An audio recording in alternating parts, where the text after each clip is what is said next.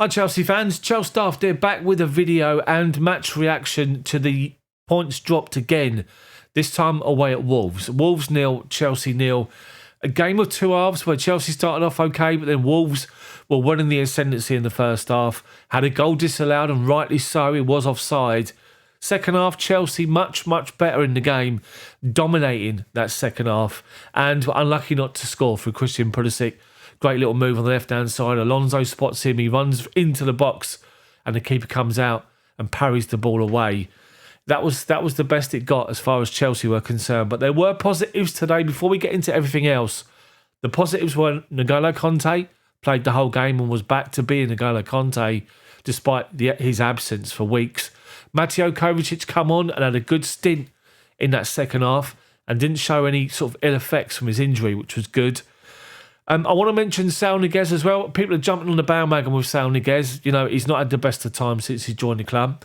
But today, in the half he's just played, that second half, that's the best he's played for Chelsea, being involved and moving the ball about, winning challenges and getting himself involved. Good to see from Saul Niguez. With the games we got coming up, Brentford, we got coming up Wednesday. We got Aston Villa away Boxing Day. Then we've got Brighton the following Wednesday at home in the Premier League. You could see Saul Niguez being used a lot more maybe.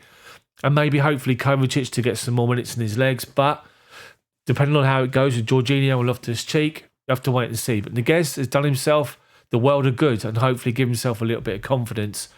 But yeah, so let's just talk about the situation at the moment and the drop points against Everton, against Wolves, the disappointing but scraping the win against Leeds, conceding goals, and the other disappointing games we've had in recent weeks. Now, there's a lot of negativity out there at the moment, which I understand what people are saying. I understand why they're saying it, but we don't want to be drawn too much into the negativity or the negative side of Chelsea opinion. Now, a friend of mine, rightly so, has made some good points after the game. First of all, the way we're playing at the moment with the players that we're stretched, you know, the whole squad is stretched with injuries, COVID. The players that we got out there today are still good enough to get that win, to get the 3 points, and we didn't do enough to win the game. Not only that, but we're still trying to walk the ball in the back of the net, and it's frustrating. Someone needs to have a crack from outside the box. We've got plenty of people that can do it. We just don't seem to want to do it at the moment. We're trying to walk the ball in the back of the net. And if you look at today's game, you've got Christian Pulisic leading the line and Mason Mount trying to get around him, along with Hakim Ziyech, up against all the Wolves centre-backs or defenders that are like plus 6 foot. And, you know, we try and work the ball towards the byline and look to pull it back. And our smaller players are getting crowded out. And I don't think at any point today a cross in the box was met by anybody apart from a header that someone was being forced wide from the corner or pushed backwards and headed the ball miles over the bar. It's just, we need to just sort of play to our strengths. But the problem that we've got at the moment is a lot of people know how we're going to play right now. They set up and defend against us that way, and it's making it difficult. Today, Wolves, 6 players across their 18-yard box, forcing Chelsea wide. And as I said, the problem that you've got then is that you've got the likes of Pulisic or Mason Mount up against 3 6-foot-tall centre-backs, and it's difficult to try and get ahead or just to try and have an influence in that box. We're missing Lukaku big time. We're missing Werner big time up top, and Kai Havertz got COVID for the second time, Havertz, and it's showing. It really is showing. So another important point a friend of mine has also made, he said about a plan B. And is it time for Thomas Tuchel to have a plan B?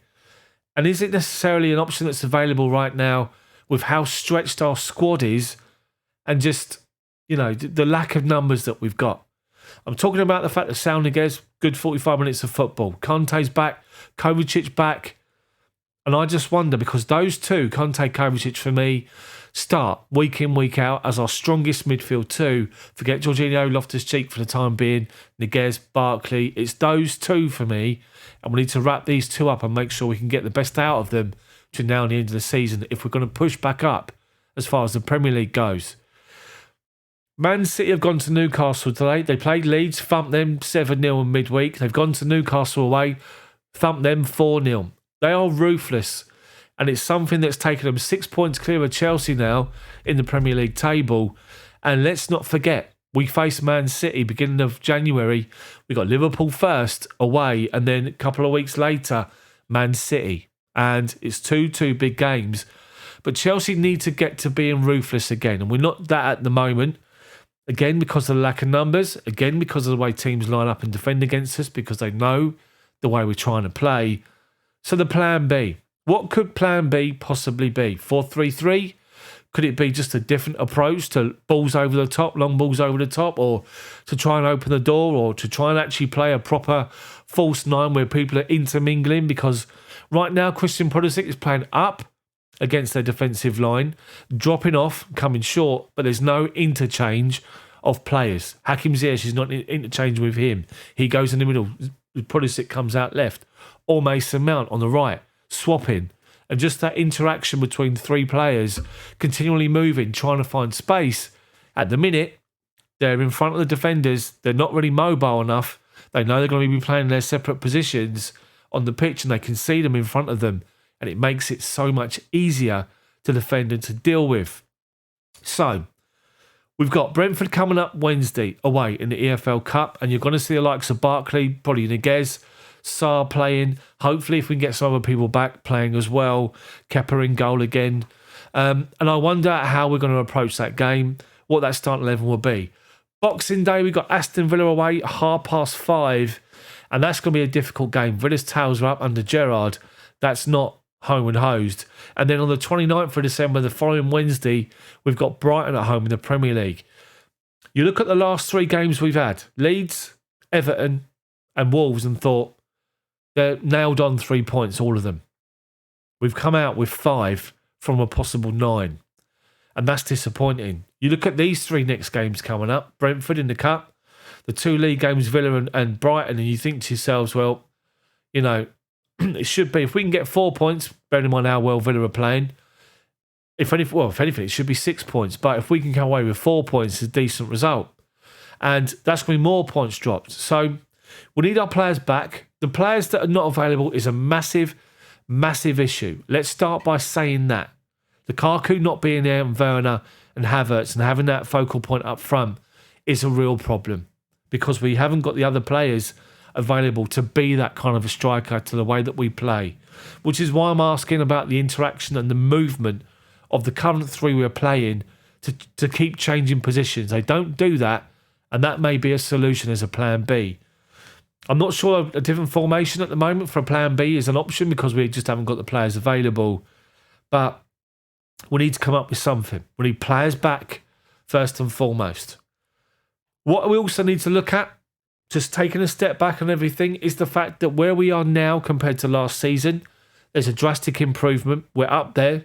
Yes, we're now 6 points behind Man City, but we can still challenge again. We can still go again. There's plenty of time between now and the end of the season, plenty of games to play, and we take on Liverpool and Man City beginning of January, don't forget. So we just need to make sure we get our players back. We need to get back into the winning ways and just get our confidence back, because right now we don't look like we've got much confidence at the minute, despite the fact that but for the goalkeeper, Christian Pulisic could have won us the game today. Anyway, I just wanted to have a little bit of a view, a bit of a rant on the situation and just raise those points, the points that we made. Taking shots from outside the box for once and trying not walking it in the box. Also, trying to change things up with a plan B, maybe. And the fact that these players that have taken the pitch against Everton the other night and again today against Wolves are good enough to get the job done, and we didn't do it. And that's 4 drop points. We've only taken 2 from a possible 6. That's not great. So, again, as I say, there are positives. I don't want to be too negative. We need to be realistic, though, which is the whole point of this particular video. So, Chelsea fans, hopefully you've enjoyed this video. I'm trying to be as honest as I can. And hopefully anything that I'm talking about, if it relates to how you're thinking about things, let me know in the comments section below. If you like this video, drop a like on it for me. Subscribe to my channel. And an announcement to all my Chelsea subscribers. The live match commentaries are now going to be members only. Make sure you join the members. Make sure you join 99p a month to become a member for the channel. Just 99p a month. And you'll get access to the live match commentaries and the chat afterwards.